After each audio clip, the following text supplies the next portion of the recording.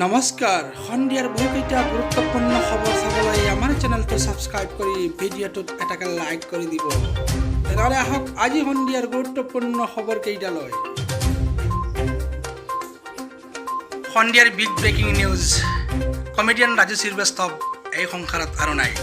আজি সন্ধিয়াৰ big breaking news, comedian Raju শ্ৰীবাস্তৱত এই সংসাৰত নাই। অটো চলোৱাৰ পৰা ঘৰে ঘৰে পৰিচিত হোৱালৈকে সহজ নাছিল ৰাজু ভাইয়াৰ জীৱন কাহিনী। আমি দৰ্শকসকলক জনাবলৈ আহিছোঁ আজি সন্ধিয়াৰ বিগ ব্ৰেকিং নিউজ। অটো চলোৱাৰ পৰা ঘৰে ঘৰে পৰিচিত হোৱালৈকে সহজ নাছিল ৰাজু ভাইয়াৰ জীৱন কাহিনী। কিন্তু আজি 41 দিনীয়া জীৱন সংগ্ৰামৰ অন্তত ডক্টৰে মৃত বুলি ঘোষণা কৰিলে দিল্লীৰ এইমছ হস্পিটেলত। ৰাজু শ্ৰীবাস্তৱ তেওঁৰ কৌতুকৰ দ্বাৰা সমগ্ৰ বিশ্বৰ প্ৰতিটো ঘৰত চাপ ৰাখিছিল। গজুদৰ ভাইয়া তেওঁ হৈছিল পৰিচিত এজন নাম। ৰাজু শ্ৰীবাস্তৱৰ জীৱনযাত্ৰা যি সদায় হাঁহিছিল আৰু হাঁহিছিল, যিমান সুখী নাছিল, যিমান বহুতে তেওঁক মঞ্চত নকল কৰা দেখিছিলে। যেতিয়া ৰাজু শ্ৰীবাস্তৱ এজন কমেডিয়ান হ'বলৈ মুম্বাইত উপস্থিত হৈছিল, তেতিয়া তেওঁ চলচ্চিত্ৰত কাম নোপোৱালৈকে কিছু সময়ৰ বাবে এখন অটো চলাইছিল। অৱশ্যে তেজাব মাইনে প্যাৰ কিয়া, বাজিগৰ, আমদানি আটানি, খৰচা ৰুপৈয়াৰ দৰে হিন্দী চলচ্চিত্ৰত কিছুমান সৰু চৰিত্ৰ কৰা সত্ত্বেও তেওঁ চলচ্চিত্ৰ কেৰিয়াৰৰ বিশেষ গতি লাভ কৰিব নোৱাৰিলে। আজি সন্ধিয়াৰ big breaking news, comedian Raju Srivastava ইহ সংসাৰত নাই।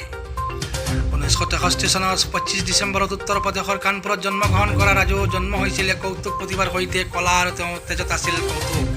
পিতৃ ৰমেশ চন্দ্ৰ বাস্তৱৰ এজন বিখ্যাত হিন্দী কবি আছিল। স্কুলৰ দিনবোৰত ৰাজুৱে মিমিক্ৰি আৰম্ভ কৰিছিল আৰু তেওঁ এলেকাত বিখ্যাত হৈ পৰিছিল। ইয়াৰ পিছত ৰাজু শ্ৰীবাস্তৱে 80 দশকত কৌতুক অভিনেতা হ'বলৈ মুম্বাই আহিছিল। পৃথিৱীত তেওঁ দক্ষতাৰ প্ৰশংসা কৰিছিল, কিন্তু বহু পলমকৈ 20 বছৰ কঠোৰ পৰিশ্ৰমৰ পিছত তেওঁ 2005 চনত এক ডাঙৰ সফলতা লাভ কৰে।